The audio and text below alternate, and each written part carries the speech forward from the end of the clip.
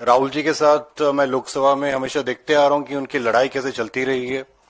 जब भी वो जाति जनगणना की बात करते थे तो कभी माइक ऑफ होती थी, यहां तक कि एक विपक्ष के सांसद ने उनसे पूछा कि तुम्हारी जात क्या है जो तुम जाति जनगणना करना चाहते हो।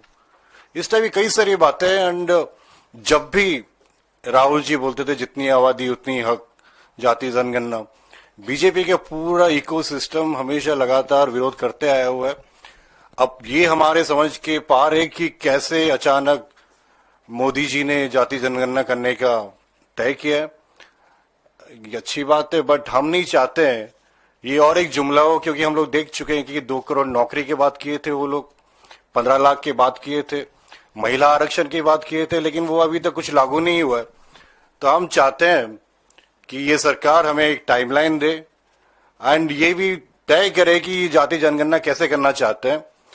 हाल ही में तेलंगाना में हमारे युवा मुख्यमंत्री रेवंत रेड्डी जी ने जाति जनगणना का एक बहुत अच्छा माध्यम से, डिस्कशन से, डिलिब्रेशन से उसे क्वेश्चनर प्रिपेयर के लिए आलोचना कर रहे थे। कम से कम 6 महीने लगाए, जहां सिविल सोसाइटी से बातचीत होती थी, दूसरे बॉडी से बातचीत होती थी, सभी जितने स्टेक होल्डर से बात करके उनका एक क्वेश्चनर है जो कि ये हम आपको सर्कुलेट कर देंगे, जिससे कि यहाँ पे हर एक व्यक्ति का उसका कौन सा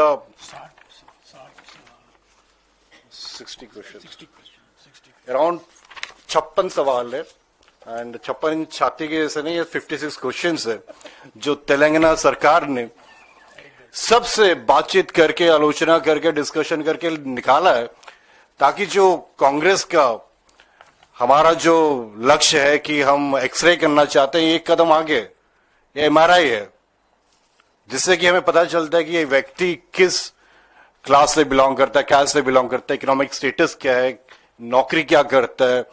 अब इस डेटा के बेसिस पे हम लोग अगर ये जानना चाहते हैं कि 90% गिग वर्कर्स ये किस कैस्ट को बिलोंग करते हैं, ओबीसी है, एसटी, एससी है, सीईओ कौन से वर्ग को बिलोंग करते हैं, ये सब डेटा है।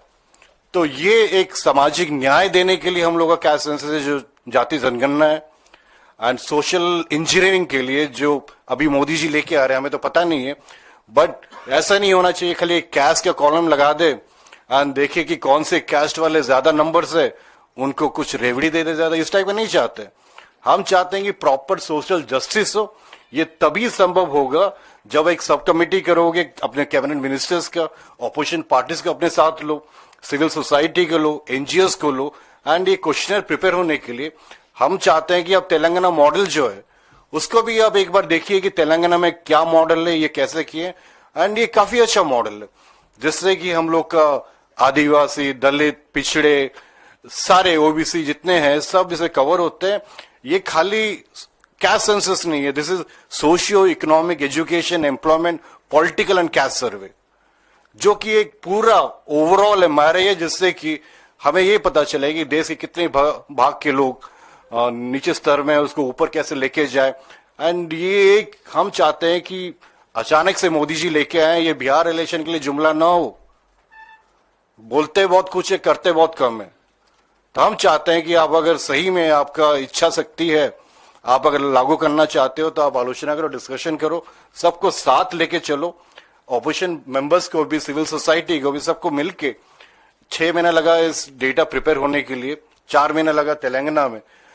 4-6 महीने में आराम से आप अगर बैठोगे एंड प्रॉपर बजटिंग भी होगा, बजट का प्रोविजन भी नहीं दिए, अनाउंस कर दिए माननीय मंत्री अश्विनी वैष्णव जी की कास्ट सेंसस हम लागू कर रहे हैं, अगले दिन देख रहे हैं और एक मंत्री आ रहे हैं जो पंडित नेहरू के बारे में बोल रहे हैं। आप अगर जाति जनगणना करना चाहते हो, आपकी इच्छा है तो करो। मुझे लगता है ये हम कांग्रेस पार्टी का दबाव, राहुल जी का दबाव, खड़गे जी के दबाव के लिए किए हैं जो जाति जनगणना, बट हम लगातार उनके ऊपर प्रेशर डालते रहेंगे। इसको सही मात्रा में आप कैसे इंप्लीमेंट करोगे, कैसे आप एनोमरेशन करोगे, कैसे क्वेश्चन बनाओगे, उसके लिए हम आपकी मदद करना चाहते हैं। ये हम चाहते हैं कि ये खाली पेन एंड पेपर में ना हो और एक जुमला ना हो जो बिहार इलेक्शन के बाद आप भूल जाओ। हम चाहते हैं कि आप जो बोले हो उसको ठीक भाव से आप इंप्लीमेंट करो। पहलगांव के बारे में 2 शब्द में बोलना चाहता हूं।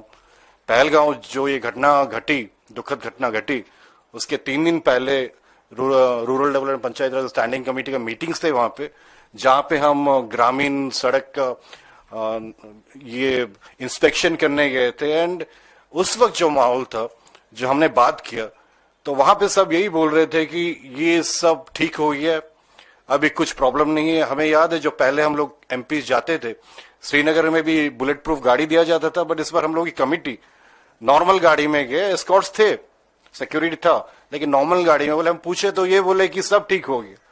उसी के 3 दिन के बाद इतना बड़ा घटना घटी है, सवाल नहीं पूछेंगे कि चूक कैसे हुई, कोई जिम्मेदारी नहीं लेगा, कुछ तो बोलो कि कैसे हुआ।